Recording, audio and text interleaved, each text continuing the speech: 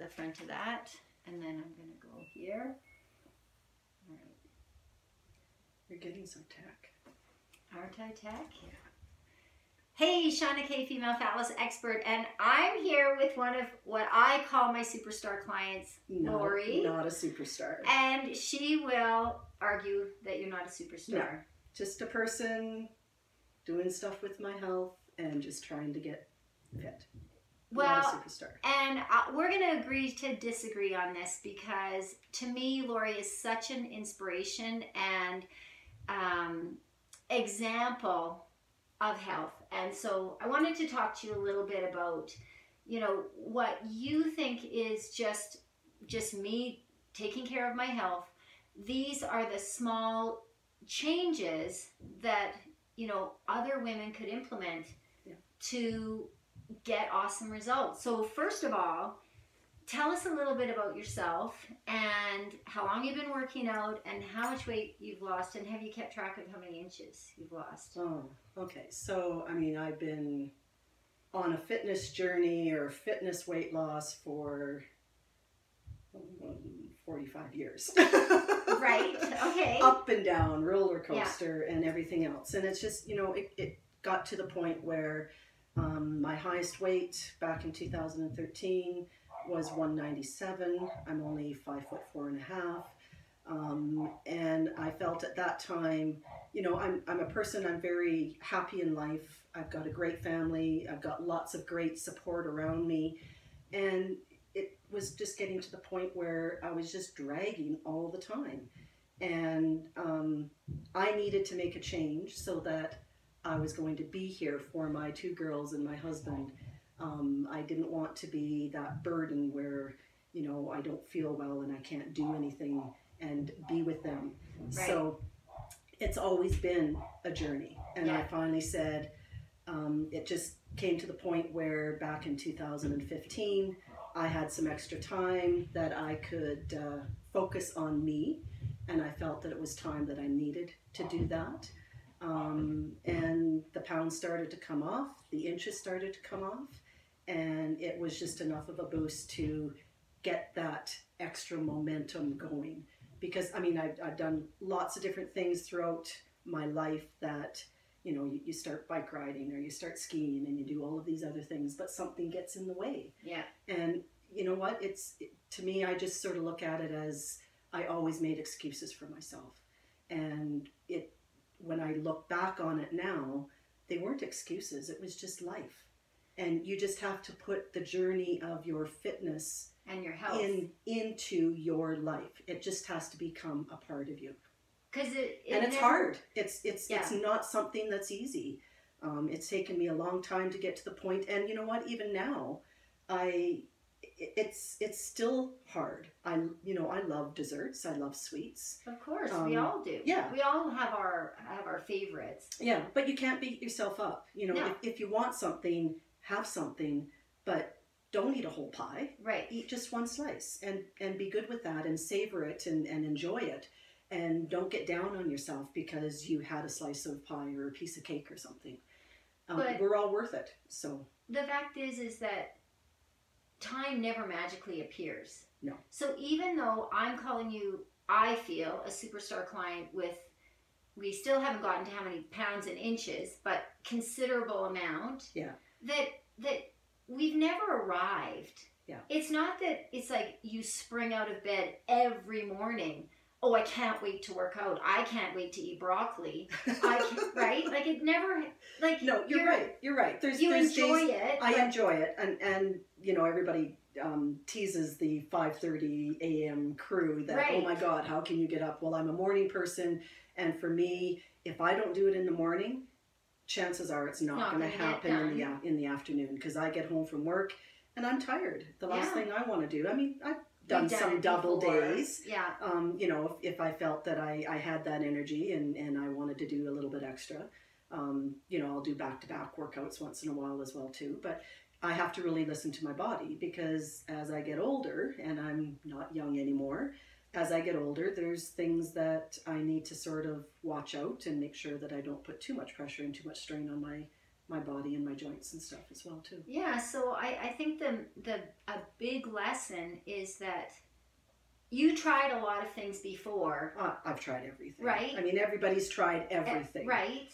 And you know what I find? It's just, for me, it's eating fresh, whole foods. I mean, I'm not a fanatic that it has to be all organic. Right. I'll look for organic when I can find it, if I can get it. If it's affordable, if it works. Well, and I find sometimes the organic produce that you see in the stores is not very good. You know, I mean, it really depends on what store you shop at. So, you know, you wash your fruit and vegetables really well, or you buy the things that are really highly pesticides. Like you buy strawberry, not a banana. Yeah, exactly. Yeah, exactly. You peel off the. Yeah, you pick and choose the stuff that you know. Yeah. And I've had some health problems this year too, so I have to make sure that I watch my dairy intake, because that can cause some problems in my stomach area.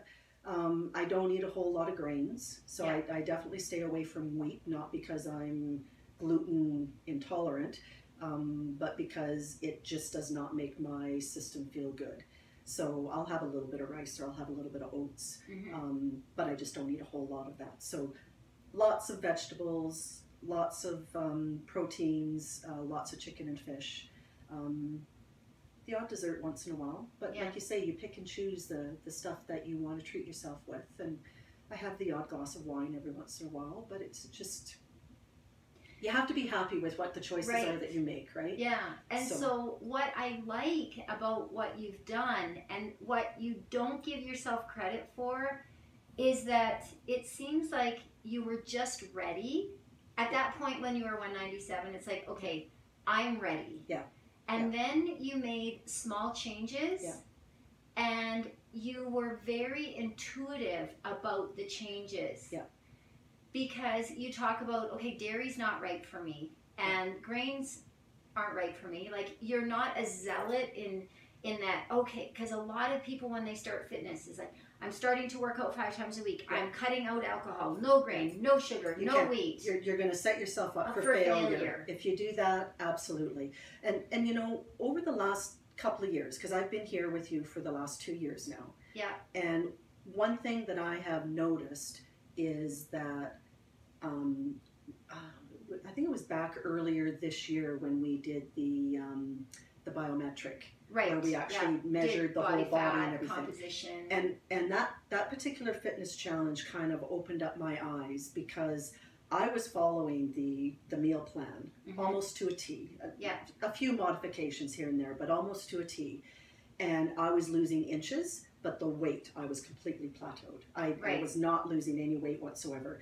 And looking at the biometrics, I was losing body fat and I was gaining muscle tone, which was great because I love that look on myself. Right. I love seeing the little dimple in my shoulders here, and it's not just flat and definition. Starting to see some abs. That's been great. But the one thing that I found is that I wasn't fueling my body enough. So it was still thinking that it was in a starvation mode, and I'm going, well, you know, that just, to me, that doesn't make sense, that you have to eat more in order to lose more. But absolutely, completely agree with that now. And especially with this last challenge that we just came out of. Yeah. Before, I was eating my breakfast, and I would eat my lunch, and I would eat my dinner. And I wouldn't eat the snacks, because I'm thinking, well, I don't need the extra calories. But I started doing that, this particular challenge, and the first week I lost 6 pounds. And I'm going, I ate more than ever. Yes, yeah. Yes. And it was just, I was eating not because I was hungry, I was eating because it was time to fuel my body. Yeah. And it just sort of took over, and my metabolism was revved up, and it just kept going. But then other things kind of happened, and I plateaued again for the rest of the 4 weeks. Yeah. So, but the inches were still coming off, and like you say, the definition was there. So right now, amazing. Last year, I weighed the same that I weigh now, and sort of like I've been within 5 to 10 pounds over the last year. And right now, so I'm sitting at about 149, and I'm 2 sizes down than what I was last year. Last year, but yet I'm still the same weight. And I think you're in clothes you were wearing pre-pregnancy. Yeah. So I think my said husband that. and I celebrated our 35th wedding anniversary this year. And the dress that I wore for our 10th anniversary, I was wearing in August this year. And wow, that made me feel Like so $1 million. good. And you know, it's funny, before our Christmas party last night, I tried it on, and it's looser than what it was in August. Really? Yeah, in my hips and the stomach area, yeah, it's looser than what it was when I wore it in August. Do you mind sharing how old you are? I'm 50, I'll be 55 in January. Yeah. So, I mean, this is why, like, I actually have goosebumps. Literally, because there are so many women that need to hear this message, Lori. Yeah, I know. I needed to hear it. Right? 20 years ago, I needed to hear it. But because so many women, you know, in their 40s, and then as they get into their 50s and beyond, it's like, it's too late for me. Yeah. Yeah. It's actually not. It's not. I am in the best physical shape than I've ever been, even when before I was married. Younger. I mean, I may have been smaller and less weight, but not as fit. Right now, it was funny because Jolene was giving me heck at the workout this morning. Yeah. She says, Laura, you need to have heavier weights. And I'm going, damn you, Jolene. Right. Quit watching me. I hate you. But it's great because you know what? She was right. Of course. I could have got, I did. I grabbed the Excellent. 10 more pounds and it still worked. You were able. Absolutely, I was able, but it was just sort of one of those mornings, I'll just go to work out and just do it. But you know what? I'm there, and I might as well be doing everything that I possibly can. Yeah. So just to clarify, Lori is one of my awesome fitness boot campers at Calgary Northwest Fit Body Boot Camp. And you've had some health struggles this year. Yeah, this year I have. You know, some stomach issues. And so, like, and there's always, like, family stuff and illness. And so it's not like Lori has this charmed life.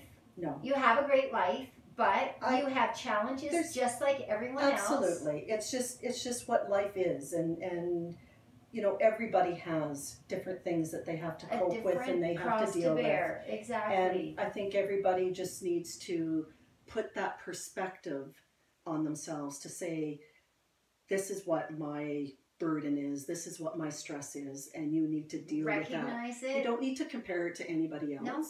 But you just have to know that it's just life. You just need to deal with it. And it may not be the best possible scenario that I'm having to live right now, but I cope with it because that's just how it is right now for me. So. And you found a healthy way to cope. Yes. Because Calgary Northwest Fit Body Boot Camp, I'm plugging it now.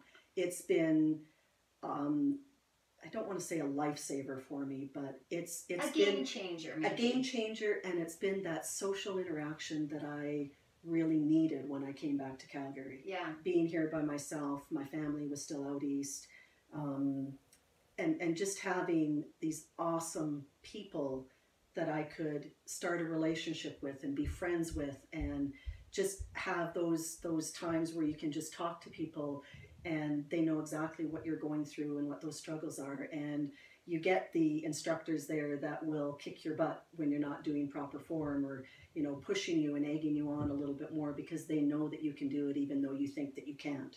Yeah. It's been phenomenally has helped me in my fitness journey. Well, absolutely.